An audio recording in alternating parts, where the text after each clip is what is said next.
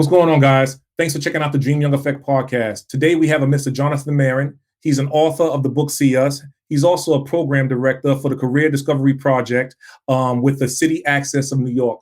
Check it out. Dreamyoungmedia live. Like, comment, subscribe. Dreamyoungmedia live. Like, comment, subscribe. We want to thank you for coming on the Dream Young Effect podcast. We truly appreciate it. And we heard some awesome things about you. And we just wanted to learn a little bit more about why you got into what you're currently doing now, and then we can kind of talk about the projects that you're involved in. Sure, yeah, and hopefully you can bring up the book as well. I think definitely. A chance to check that out. That was a lot of fun. Lots to talk about. So hit me with all the questions you got. I'm excited. This is cool. So from what I understand, you had a question? No, you go ahead. So from what I understand, you've been involved in helping people with special needs for about 10 years now? Oh yeah, 10 years, man. It's amazing how fast it went. I started job coaching around maybe 2006, 2007, and I was doing it seasonally. So like every summer, I would job coach for the Lighthouse. At the time, it was Lighthouse International, and then from there, I started building up my networks and my contacts, and then my current employer, City Access, they found out what I was doing, and I've been job coaching, and they needed some job coaches, so they brought me along. Mm-hmm. And then before you know it, I was the program director of their Career Discovery Project. Beautiful thing. Kind of similar to our path a little bit. In 2007, we started as employment coaches, coaches. Sure did. Basically the same exact thing in Tampa, Florida. But we've actually done everything. We've done. You already know if you're a job coach, you're a coach, you're a personal support. You do everything. Mentor, yeah. There was always those. I don't know if awkward is the right word, but there was those awkward situations where one of the students I was watching would get too attached to me. Yeah. And then they start to think that, yes, I'm playing that mentorship role, but then they also think that you're their friend. Mm-hmm. And they'll start calling you different times of the day, just to talk, You have to set boundaries. Yes, you do. It's kind of flattering. But at the same time, it's part of the learning experience. Maybe some of it was my fault. I remember one year when we were a couple of years seasons when I was actually coach with the Lighthouse. It was always the same job coaches every summer, so we already had a great relationship. So even when we weren't working during the summer, we were talking, and having hanging out during the whole year. So then when we would meet our students for the summer, I think the students sensed how close we were, and they kind of wanted to be part of that. And I'm not gonna lie, we even grew attached to some of the students. Yeah, us too. We love them. Because you spend a lot of time with them, and you're teaching them everything you know, and they didn't really receive that individual attention before. So I guess for them it's an adjustment period, but it's also a good learning experience. Well, that means you did your job too well. As soon as you start to get them to call you at 10 o'clock that night, it means you're doing a good job. It means you're probably doing it too well. But I mean, of course, in this industry, there's no such thing as not doing doing your job too well. So I think that's a good thing. Yeah, and my thing is the affection. Like you're in public and they want to hug you, and it's like, okay, but you also, of course, because they're like your family after a while. So then sometimes it's okay. It just depends on the situation. Exactly. Yeah. I mean, you're seeing them, 5 days out of the week for about 8 hours a day. And it's not like, you're a school teacher and you have to divide your attention between 20 other students. It's just you and this one person, So it's like sometimes it's just natural that, that attachment happens. So just tell me a little bit more about the program at City Access of New York and the position that you currently hold as a program director. So City Access New York is a 501c nonprofit. They have several programs that work with people of all abilities. My program in particular, the Career Discovery Project, which I inherited back in 2014, is a year-round program for blind and visually impaired high school and college students, in which I connect them with work experiences that are related to their career goals or their college interest. Okay. Beautiful thing. And that's called Career Discovery? It's Career Discovery Project. Oh, it's a project. So is it ongoing? It's ongoing, yeah. It's a grant-funded program, but it's called a Career Discovery Project. I didn't name it. I inherited it back in 2014, and it's grown tremendously since then with the number of students that we now serve a year. We do about, about maybe 80, 90 placements for a year because, we're year round. They work on weekends, they work after school, they work during the summer. So we allow flexible scheduling, so that way the student and the job site can determine what schedule works for them. And one of the best parts is the students get paid. They get paid bi-weekly. That's great. And they're learning job skills. Yeah, that's always a good thing. Right, yeah. So they come with me already with some soft skills, and then they get the hard skills at their job site. So it's like since each student's working somewhere, totally different than the other students, they're all getting their different hard skills that relate to what they want to continue pursuing. Right.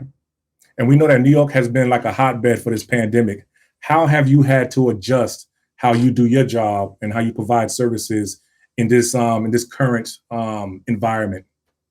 So even before the pandemic, right, we had some students working remotely from home or from school. So when the pandemic hit, and everything was shut down, but then there was places here and there that were still going on, that they were still trying to keep the operations running. And plus, when the pandemic started to slow down and the shutdown was lifted, now we had even more job sites reopening that needed some extra help. So all I did was just transition all the students, all the work experiences to remote work experiences. I just had to make sure the students had the proper technology. And now that things are, I guess they're getting better. I mean, it's so up and down, right? But at least it's at the point that students can work on site again. So now we'll just be more of a blended model, which we did this summer and coming up for the fall semester. And this summer was great. We had some exciting placements. If you guys would like to know where those were, and then the fall should be good as well. Beautiful. Okay. All right, so we can go into your book. Tell us what motivated you to write it. I know we can find it on Amazon, and you could also tell us what platforms we can actually find the book on. Sure. So I noticed all these years working with the students and speaking to people about the program who weren't familiar with it, I kept getting positive feedback. And I kept hearing over and over again, wow, I didn't know they could do that.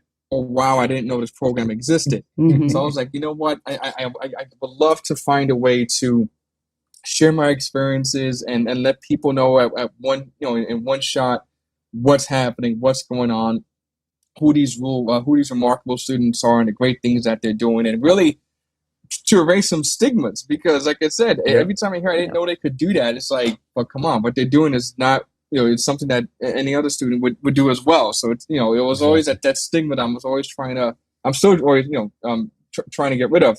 So I thought, what, maybe I could do a photography book. People can see some pictures, see what these students are doing, where they're doing it, how they're doing it. I didn't want to just be pictures and no narratives, because then, I want to add a little bit of meat to it. So I had the students contribute some personal quotes as well. So while you're looking at the pictures of one student, you're also reading their personal thoughts at the same time, right next to it. Yeah, beautiful thing. It's interesting. And so go ahead. Sorry. I was going to say, I do not have my book on Amazon yet. I'd rather people get it directly from my website, so they'll be ordering directly from me instead of through Amazon. And what is your website address? The website address is www.iamjonmarin, JONMARIN.com. Beautiful. That's for the people, so we can find you. So basically, we can get the book on your website. Correct. Yeah, that's right now. That's the only place to get it. Okay. Right. You got, and I noticed on the website that you have the hard copies and you have digital versions, and you're working on, I guess maybe books in Braille, something along those lines. Right now we're trying to get those audio versions out. We're working on the alt text, so that's going to be really cool once we get that out. And Braille versions would most likely be like a special order, so that would be a special request. Because that'll take a lot of time to get done, and we have to find the proper company to really do some Braille overlay. But yeah, it's available if we can get a special request for it. Beautiful thing. Okay, and so what does the future hold for you, Jonathan? You know, on what's next on your agenda? I know you're going to continue to be a program director for the project. And so what do you have in your sights right now moving forward? Well, definitely want to keep expanding the program, as you spoke about. The remote opportunity, the remote work opens opportunities which are outside of New York State, which is very cool. So you can have a student in, the Bronx, New York, doing remote work for a company, in Houston, Texas. That's you never know. That's what I love about the remote work, and students like that as well. It's very cool. So I'm going to focus on that. And I'm playing with the idea of possibly doing a documentary based on the theme of the book. So that's somewhere down the line, something that I would like to get going. So I'm always having these crazy ideas to try to bring awareness, to what's going on, and let people know that there's some really great kids out there that are working, and they're busting their butts just like everybody else. They're not just staying at home like some people think they are. Right. They're out there, and you just gotta look out for them. And that's great. And I noticed on the website that you did have a camera, so I said, hold up, he's probably gonna do a documentary, probably get into the film side of things on some level. That camera was for when we were filming the trailer for the book. I had some friends help me out with that, so I was just observing the footage that they were recording. That's pretty cool. And so what haven't we touched on that you would like our viewers to know about you, or know about what's going on? Just I guess the floor is yours right now. Just take it. Sure. So my main thing is, these so many students, they go to public school, some of them go to specialized school, but they all have their own goals. You know what I mean? They want to go to college, they want to further their education, and they want to get a career. And I'm just glad that I am there to help them pursue that. I kind of put them on the path. So if you have a student that's interested in theater and they come to my program, I make sure that the internships or work experiences that they get are all theater related, because now they start building up their resume. So by the time they're in college, by the time they're a freshman in college, they probably have more work experience than their classmates. That's right. So by the time they graduate, I mean, their resume is packed, they're ready to go. Yeah. And they really can't. And I'm not bragging here. It's just the nature of the way it works. They're really not going to get that anywhere else but with my program, and that's why it's become so popular among educators, guidance counselors, and the students, because they recognize that. They understand if there's a particular thing they want to do, they're going to try to come and work with me so I can go and try the best to make that happen.